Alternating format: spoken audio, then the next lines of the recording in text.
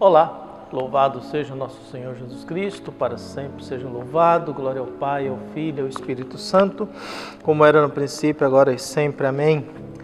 Queridos irmãos e irmãs, paroquianos da nossa paróquia, Nossa Senhora da Abadia, Diocese de Cristalândia, Lagoa da Confusão, graça e paz, que Deus esteja presente no coração e na vida de todos nós, nesse dia, nessa quarta-feira, da 17ª semana do Tempo Comum, nesse dia 2 de agosto de 2023. Unidos na fé, abrimos o nosso coração para ouvir o Evangelho de Jesus Cristo, que é tirado de Mateus, capítulo 13, versículos de 44 a 46. O Senhor esteja convosco, Ele está no meio de nós. Proclamação do Evangelho de Jesus Cristo segundo Mateus. Glória a vós, Senhor. Naquele tempo disse Jesus à multidão: o reino dos céus é como um tesouro escondido no campo. Um homem o encontra e o mantém escondido. Cheio de alegria, ele vai e vende todos os seus bens e encontra aquele campo.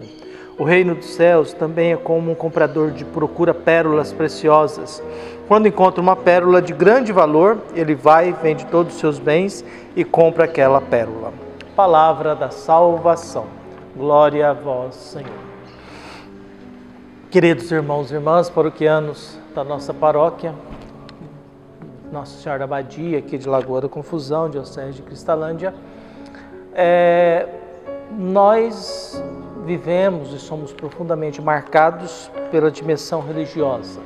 A gente sempre parte do princípio que nós somos homens e mulheres da espiritualidade, porque nós acreditamos, nós temos fé, nós não somos seres antagônicos, nós somos seres da angústia, da inquietude, em busca de um propósito de vida, em busca de um sentido para a vida, em busca de razões para viver aqui. Apesar de que às vezes a gente pode simplesmente funcionar, mas na verdade a gente não quer só funcionar, né? A gente quer construir uma história, a gente quer ser alguém, a gente quer amar e ser amado. A gente não quer ser um ninguém, a gente não quer ser um nada. A gente quer ter uma importância, nem que seja só para Deus, ou importante para nós, ou para aquelas pessoas que são importantes, ou a gente quer bem na nossa vida. Quando a gente fala de Jesus, a gente pega muita cruz, a gente pega a ressurreição, sua paixão, morte e ressurreição, mas a prédica e a prática de Jesus, como nós já falamos, Jesus era preocupado com 3 dimensões da vida. Uma era comida, a outra era saúde, a outra as relações humanas. E a pregação de Jesus gira em torno de um reinado de Deus. No português escreve-se reino, mas os estudiosos dizem que é melhor a gente usar reinado, o reinar de Deus, usar um verbo, porque o verbo ele é dinâmico, ele é de movimento. Então o que Jesus queria dizer? Existe uma realidade de Deus, existe um mundo de Deus.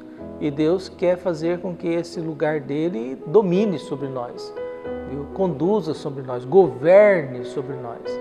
O que Jesus prega é que Deus deseja governar a nossa vida, que Deus não quer que a gente se perca no mundo da nossa vaidade, da nossa arrogância, da nossa prepotência, da nossa violência, da nossa finitude. Mas Deus deseja, através do amor, através do ensinamento do seu Filho, na força do Espírito Santo, Deus quer fazer com que o mundo dele, a realidade dele, o modo de agir, o gabarito humano seja aprovado por ele e que ele pertença a todos nós. Por isso que Jesus usa muitas parábolas para falar sobre isso.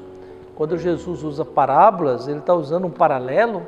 Parábola é sempre descrever uma realidade que nós conhecemos para dizer e falar de uma realidade desconhecida, de uma coisa visível falando de algo invisível, de uma coisa que eu sei como que é, falando de outro que eu não tenho a mínima ideia de como que é. Por isso Jesus hoje usa duas referências colocando questões de valores. Um é o tesouro, o outro é uma pérola. Entendeu? E o interessante é que ambos estão procurando, um tesouro está procurando uma pérola. Ele fala de pessoas que estão procurando um valor. E a gente procura um valor na vida, né? A gente deseja um valor na vida. A gente não quer coisas banais, pequenas, insignificantes. E aquilo que é valor se torna importante para nós. Então, um tesouro escondido é um valor para uma pessoa que está o procurando. Alguém que está procurando uma pérola preciosa, e aí a gente lembra da reflexão de Rubem Alves, né? Ostras felizes não produzem pérola, porque a pérola ela é fruto da dor, é fruto do sofrimento. O que é uma pérola? É um grão de areia que entra na carne da ostra e vai ferindo, machucando. E para se livrar da dor, para se livrar daquele grão de areia, para se livrar daquele incômodo, daquele grão de areia esfregando na carne, ela reveste aquilo da pérola. Então a pérola é fruto da tristeza e da vontade de se livrar da dor. Por isso ostras felizes não produzem pérola. Gente muito feliz não produz tesouro, né? E a gente precisa de beleza, né? Quando a gente olha para o mundo em que nós vivemos, a tristeza e a dor produzem beleza. As músicas que a gente muitas vezes gosta de ouvir, que são reflexivas, às vezes elas são produtos da dor, do sofrimento, da angústia, na busca de uma beleza. Os artistas às vezes se livram da dor e do sofrimento produzindo obras de arte, produzindo canções bonitas, produzindo coisas que aliviam um pouco o sofrimento que há dentro de nós, as dificuldades da vida que há dentro de nós. Por isso Jesus vai dizer, o reino de Deus é como alguém que está procurando um tesouro. Achou esse tesouro? Nada mais importa para ele, a não ser este tesouro. É alguém procurando uma pérola preciosa. Achou uma pérola preciosa? Nada mais importa para ele, a não ser esta pérola preciosa. E aí lembrando que quem está falando isso é o Evangelho de Mateus. Mateus tem como princípio a prática da justiça, a prática da atitude de Deus que liberta o ser humano e dá condições de vida com dignidade ao ser humano. Em outras palavras, o grande tesouro ali é a prática da justiça. Por isso que a frase mais importante do Evangelho de Mateus é: se a vossa justiça não for maior ou melhor do que a justiça dos fariseus e doutores da lei, vocês não entrarão no reino dos céus. É uma afirmação dura no capítulo 5, versículos 20 de Mateus. Em outras palavras, se o meu modo de agir, de se comportar, não for melhor do que os fariseus e doutores da lei, que são legalistas, que são homens falsos, são hipócritas, que usam de Deus em benefício próprio, que aproveita de Deus para aparecer, que aproveita da oração para aparecer, que aproveita da esmola e da mendicância para aparecer, seres com cara de religiosos que usa da miséria humana para aparecer, que usa de Deus para aparecer, que usa da religião para aparecer. Se a prática de vocês não for melhor deles, vocês perdem o direito de ir para o céu.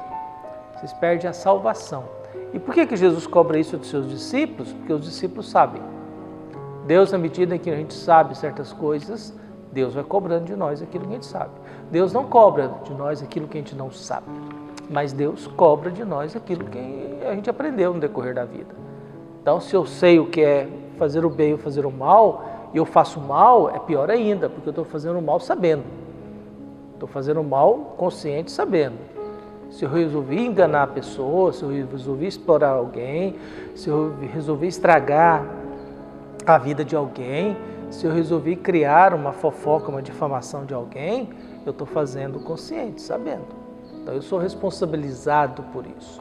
Por isso o Evangelho hoje nos traz isso. Quem descobre essa prática de justiça de Deus, quem descobre o fundamento da oração, quem descobre a prática do amor a Jesus Cristo, quem tem uma convivência religiosa, é alguém que encontrou um tesouro, encontrou algo valioso. E quando a gente encontra algo valioso, a gente não abre mão disso. Quem encontra uma amizade verdadeira, não pode abrir mão da sua amizade verdadeira. Quem encontra uma família verdadeira, não abre mão da sua família verdadeira, porque a gente encontrou o mundo de Deus. Então nada na vida tem muita importância. Por isso que a gente vê o chamado dos primeiros discípulos, né? Vem e segue, eles larga tudo e segue Jesus. Os evangelhos são muito práticos em relação a isso. Mateus largou a coletoria de impostos, Pedro, João, Tiago e André largaram o trabalho de pescadores, largaram inclusive família e seguiram Jesus. Acho que isso é o grande convite que nos é feito hoje. Quais são os nossos tesouros? Viu? Quais são assim as coisas valiosas da nossa vida? Por isso que Deus abençoe a todos nós, nos dê um coração bom e nos ajude a encontrar esse tesouro da justiça, esse tesouro da misericórdia, esse tesouro da bondade, do perdão, que vai nos ajudando a viver a nossa vida. Um abraço e até mais.